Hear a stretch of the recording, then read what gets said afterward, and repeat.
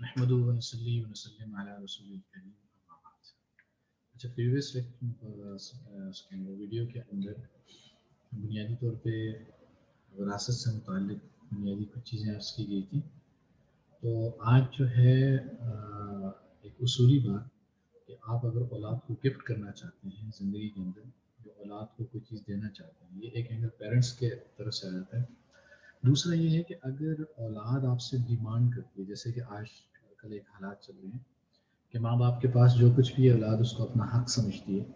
تو اولاد جو ہے وہ ڈیمانڈ کرتی ہے، تو آیا اولاد کا اپنی والدین سے وراثت کا زندگی میں ڈیمانڈ کرنا، پیسوں کا ڈیمانڈ کرنا کہ ہمارا حق ہے، کل کو مرنے کے بعد ہمیں ہی ملنا ہے تو ابھی ہمیں دے دیں وغیرہ، تو اس کی اجازت ہے کہ نہیں ہے؟ اس کے لیے اصول کیا طے کیے ہیں شریعت نے؟ تو اس کے لیے سب سے پہلی بات یہ یاد رہے کہ زندگی میں جو کچھ بھی جس کی آنرشپ میں ہے، پیرنٹس میں سے چاہے والدہ کے پاس یا والد کے پاس جو کچھ بھی ان کی ملکیت میں ہے وہ خود اس کے مالک ہیں، بچوں کا اس پہ کوئی حق نہیں ہے۔ البتہ والدین کی ذمہ داری ہے کہ جو نابالغ بچے ہیں ان کی کفالت کرنا، ان پہ خرچ کرنا، ان کا خیال رکھنا، یہ ان کی رسپانسبلٹی ہے۔ لیکن جو بچے بالغ ہو گئے ہیں اور کمانے کے قابل ہو گئے ہیں تو والدین کا بنیادی طور پہ کوئی ان پہ بچوں کا کوئی حق نہیں ہے، بچوں کی کوئی رسپانسبلٹی نہیں ہے۔ بچوں کا اپنا خرچہ خود اٹھانا اور اپنی ساری ذمہ داریوں کو خود نبھانا یہ ان کی اپنی ذمہ داری ہے۔ تو بچوں کا والدین سے یہ ڈیمانڈ کرنا کہ یہ مال کل کو ہم ہی مل جانا ہے، یہ ہمیں ابھی دے دیں، تو یہ ڈیمانڈ کرنا ان کی طرف سے درست نہیں ہے۔ البتہ ظاہر بات ہے پیرنٹس ہیں تو ان سے ریکویسٹ کی جا سکتی ہے کہ، اور ظاہر بات ہے والدین بھی شفیق ہوتے ہیں، وہ ریکویسٹ کو ایکسیپٹ ہی کرتے ہیں، وہ خرچ بھی کرتے ہیں اور کل کو بھی انہوں نے خرچ کرنا ہی کرنا ہے، لیکن بچوں کی طرف سے ڈیمانڈ کرنا درست نہیں ہے۔ یہ تو آ گیا، کیونکہ زندگی میں جو ہے وراثت تقسیم نہیں ہوتی،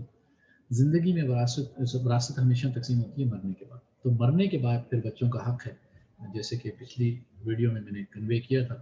کہ مرنے کے بعد جو ہے کسی کو آنکھ نہیں کیا جا سکتا۔ اگر آنکھ آپ زندگی میں کر دیتے ہیں تو آنکھ نہیں ہوگا، بنیادی طور پہ وہ وراثت میں سے حقدار ہوگا، چاہے وہ لے بالغ ہو کوئی بھی ہو۔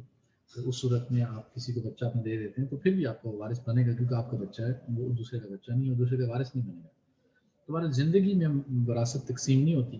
اب زندگی میں جو بھی کچھ دیا جاتا ہے اس کو گفٹ کہیں گے، یعنی والدین اپنے بچوں کو گفٹ کریں گے جو بھی کریں گے۔ اور گفٹ کے اندر اصول یہ بنیادی طور پہ کہ جس کی آنرشپ میں جو چیز ہے وہ گفٹ کرنا چاہے تو کر سکتا ہے، لیکن اگر وہ گفٹ نہیں کرنا چاہتا، وہ اپنی کسٹڈی میں رکھنا چاہتا ہے، اپنی آنرشپ میں چیز رکھنا چاہتا ہے، تو کوئی دوسرا بندہ مجبور نہیں کر سکتا۔ اب گفٹ کرنے کے اصول کیا ہے اس کے بارے میں جو ہے، گفٹ کے بارے میں دو باتیں عرض کر دوں گا۔ ایک تو یہ ہے کہ گفٹ کے بارے میں شریعت نے کیا گائیڈ لائن دی ہے۔ تو ایک حدیث میں آتا ہے، نعمان بن بشیر رضی اللہ عنہ کی ایک حدیث ہے۔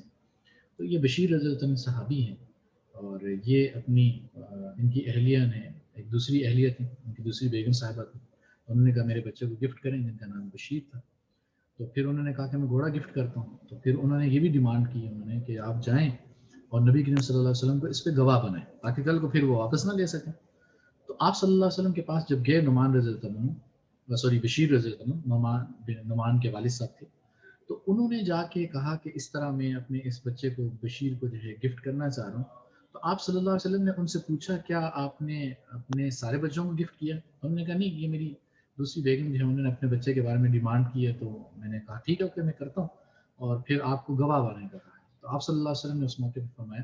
کہ میں ظلم کے معاملے پر گواہ نہیں بنوں گا۔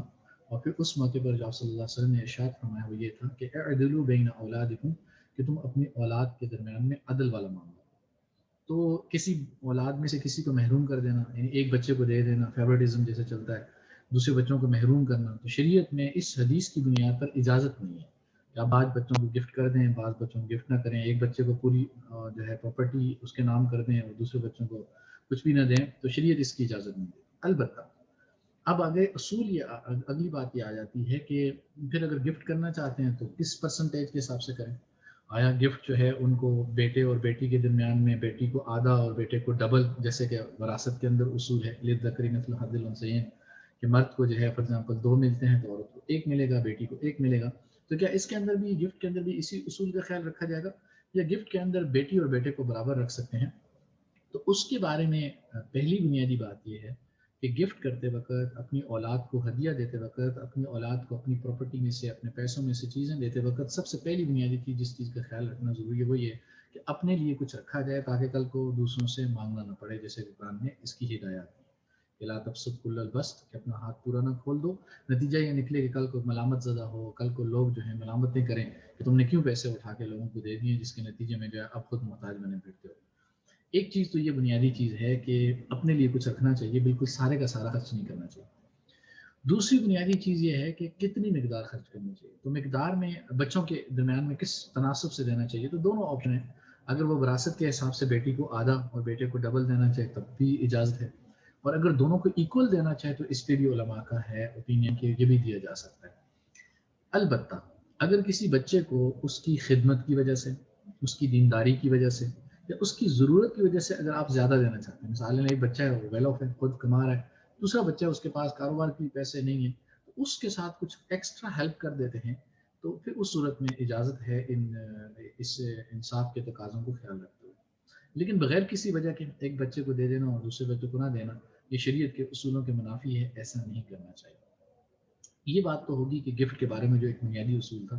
اس کو میں نے ذکر کر دیا۔ اب آگے اگلا اور سیکنڈ جو ہے کہ گفٹ جو کمپلیٹ ہوتا ہے تو اس کے لیے بھی کچھ ریکوائرمنٹس ہیں۔ مثال کے طور پر اگر ایک والد صاحب ہیں، ان کے پاس ایک گھر ہے، وہ گھر اپنے بیٹے کے نام کر دیتے ہیں، یا دو گھر ہیں، ایک گھر میں وہ خود رہ رہے ہیں، ایک گھر میں جو ہے وہ نہیں رہ رہے، وہ رینٹ پہ دیا ہوا ہے، تو اپنے بیٹے کے نام کر دیتے ہیں۔ تو جب وہ بیٹے کے نام پہ کریں تو آیا گفٹ کر کے نام پہ کرنا کافی ہے؟ اس سے وہ گفٹ کمپلیٹ ہو جائے گا؟ تو اس کی اصولی بات کیا ہے؟ تو اس کے بارے میں یہ ہے کہ گفٹ کے بارے میں جو شریعت کا اصول ہے کہ گفٹ میں آنرشپ اور رسک دونوں تب ٹرانسفر ہوتے ہیں جب اگلے کے قبضے میں دیتے ہیں۔ یعنی اگر کوئی باپ جو ہے وہ پراپرٹی اپنے بیٹے کے نام کر دے لیکن خود اس میں رہ رہا ہو، اس کو بھی اس کے رائٹس اس کے حوالے نہ کرے، چاہے اس کے نام پہ ہی کیوں نہ کر دے، کیونکہ اس کو قبضہ نہیں دیا، اس کے تصرف میں نہیں دیا، اس کے استعمال میں نہیں دیا گھر، اس کی کسٹڈی میں نہیں دیا وہ گھر، اس لیے یہ گفٹ کمپلیٹ نہیں ہوگا۔ جب یہ گفٹ کمپلیٹ نہیں ہوگا تو اب اگر یہ والد فوت ہو جاتے ہیں تو اس صورت میں یہ اگرچہ قانون کے اندر تو یہ اس بچے کے نام پہ ہوگا، کل کو وہ وراثت کا کلیم نہیں کر سکتے دوسرے بھائی اور بہنیں، لیکن شرعی پوائنٹ آف ویو سے کیونکہ یہ آنرشپ منتقل نہیں ہوئی، اس کی آنرشپ ٹرانسفر نہیں ہوئی، کیونکہ اس کو قبضہ نہیں دیا اس نے اپنے بیٹے کو، تو اس کا نتیجہ کیا نکلے گا کہ یہ مالک نہیں ہوگا، بلکہ یہ والا گھر پورے کا پورا جو اگرچہ ابھی ایک بیٹے کے نام پہ، وہ سارے ورثاء جو ہیں، چاہے وہ بیوی ہے، بچے ہیں، باقی بہن بھائی جتنے بھی ہیں، اس میں وارث بنے گا۔ اب اگر کوئی بندہ چاہتا ہے کہ میں اپنے بچے کو گفٹ دوں اور وہ گفٹ کا وہ مالک بن جائے، تو اس کے لیے پہلی چیز ضروری ہے کانٹریکٹ اپنی جگہ۔ کانٹریکٹ کے بعد جو دوسری چیز ہے کہ وہ جو بھی گفٹ کرے اس کو قبضہ دے دے۔ اب قبضہ دینا ہر چیز کا الگ الگ ہوتا ہے، کسی موویبل تھنگ کو چیز دیتے ہیں تو قبضہ اس کے ہاتھ میں دینا ہے، اور اگر اموویبل ہیں چیزیں جیسے پراپرٹی ہے تو اس کو قبضہ دینا ہے، تو اس کی سارے رائٹس اس کو ہینڈ اوور کر دیے جائیں اور اس کو یوٹیلائز کر سکے، اس کو استعمال کر سکے۔ مثلا رینٹ پہ گھر ہے تو اس کا رینٹ وہ خود لے، اس کو مینیج کرے، اس کی ساری مینٹیننس وغیرہ اس کے کھاتے میں ڈال دی جائے، تو اس کا مطلب آپ اس کو گفٹ بھی کر چکے ہیں، اس کو قبضہ بھی دے چکے ہیں، اب وہ مالک بن گیا ہے۔ اب اگر وہ والد فوت جاتے ہیں تو یہ بچہ مالک بن گیا ہے، اب یہ گفٹ کنسیڈر ہوگا، اور وہ بچہ پھر جو والد نے اپنی اونرشپ میں چھوڑا ہوگا اس میں اپنے بیٹا ہونے کی حیثیت سے اس پراپرٹی میں جو ہے وارث بھی ہوگا۔ تمہارے لیے ایک بنیادی گفٹ سے متعلق جو اصولی بات تھی وہ میں نے ذکر کر دی۔ اللہ تعالیٰ عمل کرنے کی توفیق عطا فرمائے۔ السلام علیکم ورحمۃ اللہ۔